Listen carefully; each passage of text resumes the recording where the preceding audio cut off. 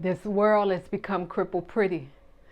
Still trying to suck on the stuffed titty of America that will never produce any milk. In a land filled with silicone lips and facelifts, we have become a society that wants instant gratification.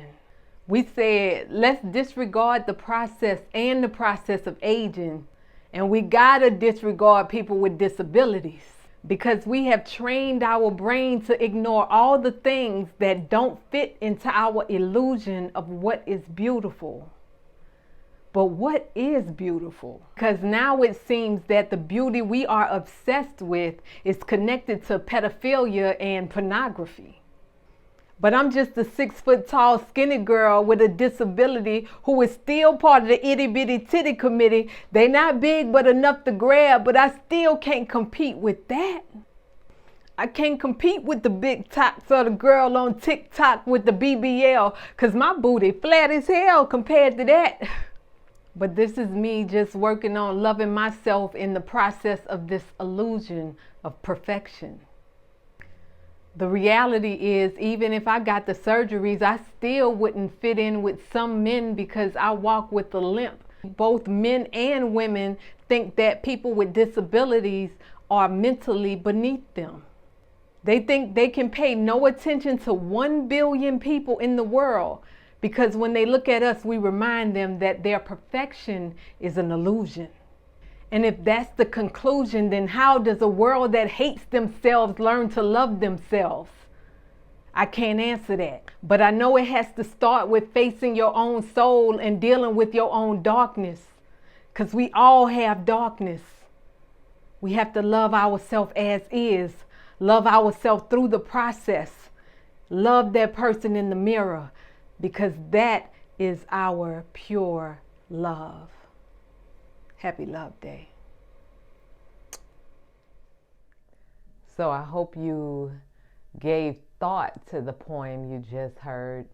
And I want to make an announcement to anybody who got a BBL or facelift or some kind of plastic surgery in any way.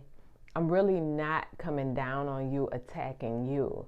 I'm attacking this system that makes us feel like we have to do things to our body to feel beautiful. Because we have falling in love with the process. We don't want to take the time to build our bodies. We'll just go get a tummy tuck. Or we also don't embrace aging. We instead allow society to make us feel a certain kind of way because we age, and that in itself is a problem. And so when we don't love ourselves completely, then I believe that's when we do that. And I'm not talking about just you, because I went and got my teeth done. I used to have gold teeth up here, and I went and got my teeth done. So I'm not knocking you. It's the same thing. It's the same thing. It's just different because I didn't put the stuff in my body. But it doesn't mean anything. I'm still looking the part and working on fitting into society. And so in that instance, or in that essence, we all feel that kind of way. We all feel like we have to fit in this box of what society is trying to demand of us. And that's not the case. And so that poem is also about people with disabilities, because even though you may go get the plastic surgery or whatever you're doing to make yourself feel beautiful, it's temporary. But people with disabilities, we get looked down on because we are different. And see, I've been on both sides because I wasn't always a person with a disability. So I understand both sides. But being on the side with disabilities brings like a whole new picture to discrimination, because I'm already a melanin dominant black woman. And so I have dealt with discrimination. But going beyond that to dealing with it on this level it doesn't even matter, because that shows me that the color is just an illusion too, because when you still deal with people with disabilities of all races get discriminated against, get looked down on, and treated like they're secondary. So shout out to all my people with disabilities. And I'm sorry if ever in my past, if I have made you feel like you were secondary, because like I said, I've been on both sides, so I understand the perspective. But yeah, I apologize if I ever made anybody feel that way, because it's just not right. But sometimes I question if I have been put in this position because I have no fear in running my mouth. And, you know, it always is a higher power behind everything. So much love to you. If you don't love yourself, if you're working on loving yourself, what does that mean to you?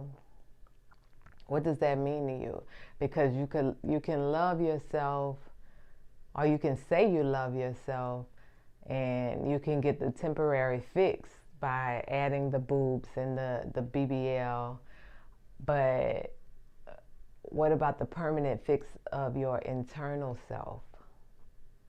Have you worked on loving yourself from the inside out? And what does that mean to you?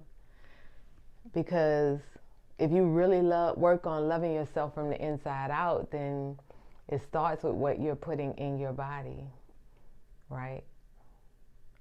The food, the drugs, the alcohol,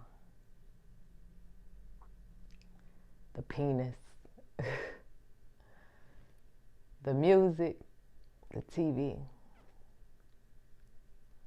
Anyway, I have books out. This is A Man's Cry for Health. I am a certified naturopath, and this is my book, Chemical Suicide, that I wrote after I had a second brain aneurysm, which led to my first stroke on the table. And this is A Man's Cry for Health, because men don't like to talk about their health because it makes them seem weak. But I love a man who decides to be vulnerable. So if you haven't gone to my site, please do. Also, I have hoodies. I have merch. This is one of my hoodies, Tony Hickman, but I have merch on there with quotes. So definitely go to the site, TonyHickman.com, and support. Much love to you.